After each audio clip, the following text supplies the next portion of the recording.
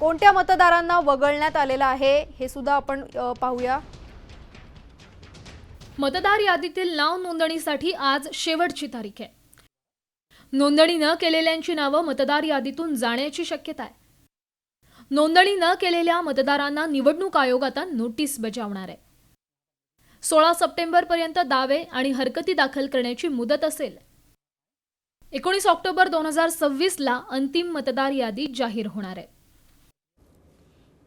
दरम्यान SIR मोहिमेला मुदतवाढ मिळावी अशी मागणी शिंदे सेनेचे मंत्री प्रताप सरनाईक यांनी केलेली आहे। त्यासाठी निवडणूक आयोगाकडे मागणी केल्याची सुद्धा माहिती त्यांनी दिली। त्यामुळे आता SIR मोहिमेला मुदतवाढ मिळणार का याकडे सर्वांचं लक्ष लागलंय। 17 तारीख SIR ची शेवटची तारीख आहे। सर्व राजकीय पक्षांनी निवडणूक आयोगाकडे मागणी केलेली आहे, अजून त्याला वेळ मिळावा, एक्सटेन्शन मिळावं, कारण नवीनच पद्धती असल्या कारणाने एकदमच सर्वसामान्य मतदारांना त्याची माहिती कळलेली नसल्या कारणाने थोडीशी जर मुदत झाली तर SIR मध्ये चांगल्या प्रकारे अजूनही नोंदणी होऊ शकते।